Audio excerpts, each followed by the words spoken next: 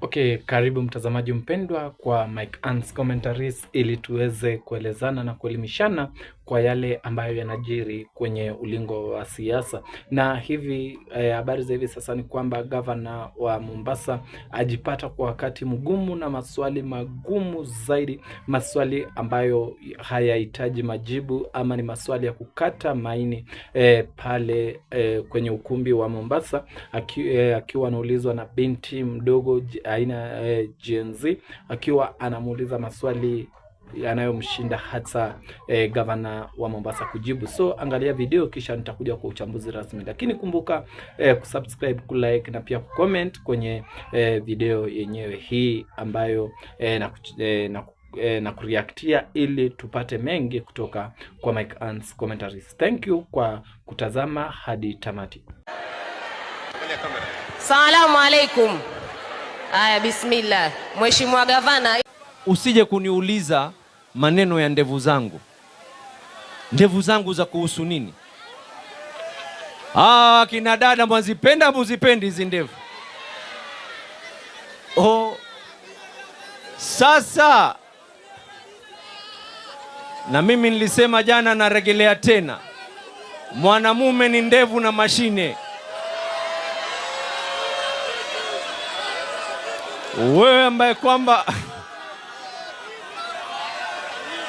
Mombasa hoye, wewe njoo uniulize, tangu uwe gavana Mombasa, watoto wangapi wa chekechea wamekula bure?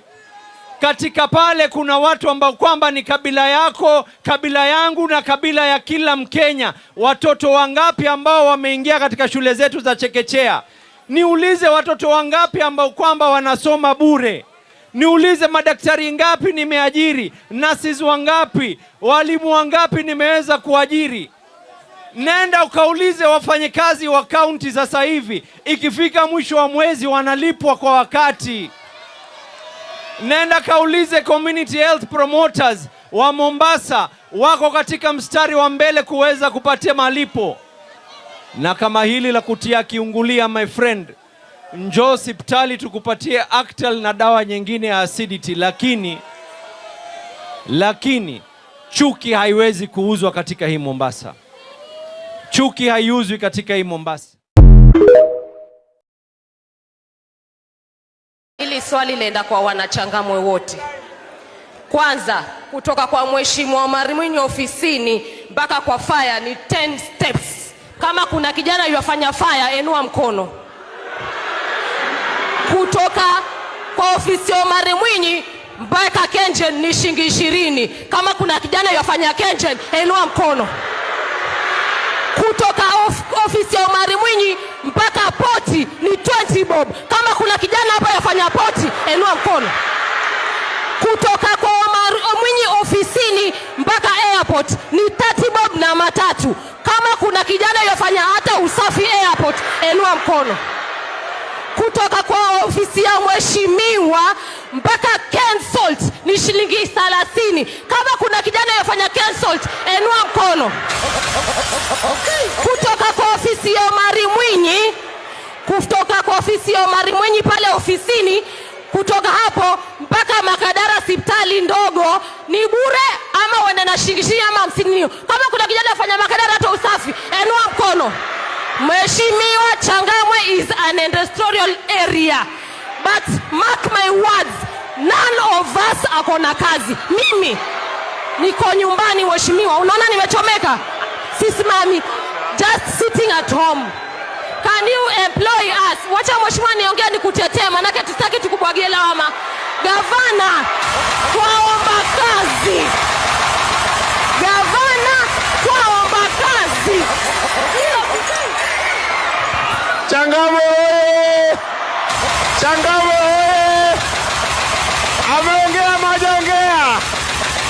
Ameongea majaongea. Haya. Nipigieni kelele, mimi sijali. Nitawaambieni ukweli, Wakenya wanahangaika. Mmekuja hapa, mmelipwa pesa, mmepewa pesa nyingi kuja kuwa Wakenya katika bunge hili. Order. Order. Lakini Mheshimiwa Spika, watu wakija hii bunge kila mtu ametoka kwao amepigiwa kura zake. Mheshimiwa Spika, just proceed without complaint. Mimi hata nitalalamika kwa sababu amenitukana ule mzee na nywele nyeupe. Mheshimiwa Spika, mimi naangalia katika hata cooking stove ya kupikia wameongeza 3%. Wameongeza 3%. Naangalia motorcycle, Mheshimiwa Spika, wale wa mabodaboda ambao walipromisiwa mambo itakuwa shwari, tutatenga, tutafanya hivi, bodaboda wameongezewa 3% katika custom values. Mheshimiwa Spika, hawa pia hata tairi ya gari ya bodaboda ya wheelbarrow, tairi ya kushika wheelbarrow, mlikuwa mnaweka tairi wheelbarrow iko na tairi.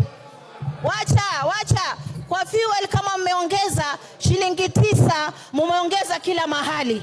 Kama mmeongeza shilingi 9 kwa mafuta, mumeongeza bidhaa zote. Mheshimiwa Spika, mimi nataka kuambia mgala muweni haki yake mpeni. Nyinyi mlidanganya wananchi, mkasema bodaboda, mama mboga mtakuja kuwasaidia katika jumba hili, mmepewa 1,100,100. Order. Yes, honorable. Mimi nataka niwaambie Wakenya, mumeuzwa na serikali mliochagua. Mkate, edible oil na gari ilikuwa ni mchezo wa drama. Sasa shetani yuko ndani ya bill, pesa wamejilimbikizia ya starehe, ya kufanya mastarehe zao. Wakenya mmesaulika. Sisi upande wetu tunasema mtusaidie kujisaidia. Asante sana Mheshimiwa Spika. Revolving fund ambayo inafaa county wawe wanawapatia kama vile Hassan Ali Joho alikuwa anawapa. Kweli urongo? Lakini kina mama mmepewa pesa na county? Mmepewa pesa ya biashara? Lakini vita ni kuangalia milioni 46 ya Mama Zamza. Mimi nitafanya kazi bwana. Hii pesa ya watu lazima niifikishe ground. Na wao pia walete pesa, wafikishe wapi? Ground. Hawa mama hawezi kuhangaika. Kule kwingine wao wajenga magorofa, wafanya mambo muhimu. Inabidi mimi Mama Zamzam niende na kale kamia kangu kwa grupu ndo nipeane. Widows wanahangaika na pesa ziko pale county.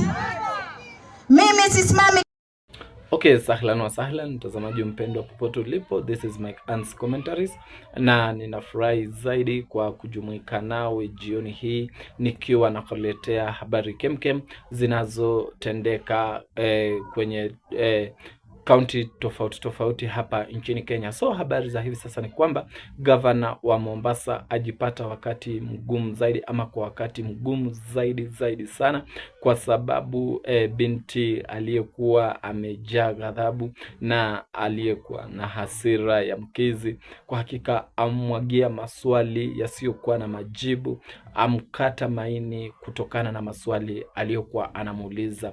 Na huyo binti ambaye amesema ya kwamba anauliza hayo maswali kwa sababu vitu ni vingi ama miradi ni mingi kaunti ya Mombasa, lakini cha kushangaza ni kwamba idadi ambayo ya vijana inayofanya hiyo kazi ni idadi ndogo zaidi, ama hata hakuna kijana yote ambaye anafanya hiyo kazi licha ya kuwepo kwa aina za kazi nchini Mombasa. Amemuuliza kwamba maswali ambayo hasa anamuuliza kwamba kuna viwanda fulani za kazi ama maofisi za kazi, ni vijana wangapi wapo ndani ya hiyo maofisi, ama ni vijana wangapi wanafanya kazi kwenye hizo ofisi. Ikawa like hata gavana mwenyewe ameshindwa atasema nini mbele ya vijana ama Gen Z, kwa sababu wanauliza maswali ambayo wanajua kwamba ni magumu zaidi kwa kiongozi kujibu. Hadi ilifika mahali akajaribu kunyamazishwa, lakini ikawa ni vigumu asije kunyamazishwa kwa sababu alikuwa anahamaki na alikuwa anatazamia tu kuzungumza. So guys, mimi nawaeleza kwamba anyone mwenye anatembea na chama cha ODM ambacho kinaongozwa na Oburu Odinga, ambaye kwa hakika ako kwa wakati mgumu sana kuweza kushawishi, kuweza kutembea na kuweza hata kujieleza mbele ya watu, kwa sababu sasa as we are talking it seems like yani watu wamechoka totally na hichi kikundi cha government with okay broad based, let me say that, because wanao vitu ambavyo vinafanyika kwa sasa ni vitu ambavyo utakubaliana nami kwamba ni vitu ambavyo si vizuri ama si vitu vya kutia mtu moyo, bali ni vitu vya kukashifu, vitu vya kukata maini, vitu vya kurudisha mtu ama mbunge yoyote chini. Ukiona kwamba governor huyo amebaki speechless, anashindwa atasema nini ama atatenda nini. So guys, comes 2027 kuna watu ambao wataongoza mhula mmoja tu wanaenda for real. Wacha tuambiane ukweli, si ati ni William Samoei Ruto peke yake, no.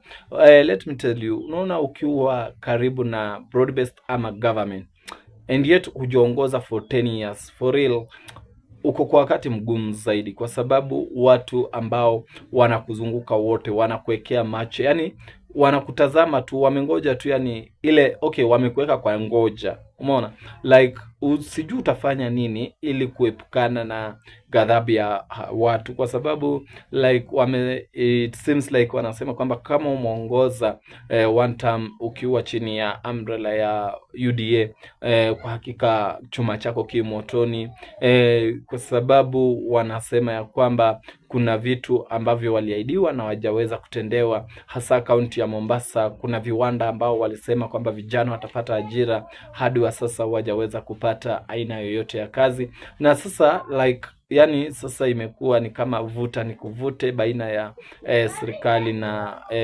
viongozi wengine wale, kwa sababu wanapofanya vitu hawaoni, yani imefika mahali like hata wafanye kitu chochote bado raia hawaoni, ama ground bado haitambui like you are doing this, you are trying to do this, whereby they can't negotiate what you are doing at this time, because they only take your money, they always take what you have, then they will dump you, you know. And that is the painful thing, because you can try yourself as a broad base. They always try that they make a good relationship with the citizens, with the Kenyans, but more so Gen Z. But it is so hard to them, it is so hard to convince Gen Z to believe on them, to do things on them, whereby to do like to think together, reason together, even do things together. And as we are talking, imekuwa like ni mchezo wa paka na panya, kwa sababu watu wanatenda vitu lakini bado hawajaweza kukubaliwa. So huyo ni governor wa Mombasa, amekutana na maswali size yake, na sasa like huyo ni governor tu. What about our big chairs hapo juu? Kwa sababu imefika mahali like hawaaminiki na hawasemezeki. So thank you for watching me. If it is your first time, please remember to subscribe, to like and to comment.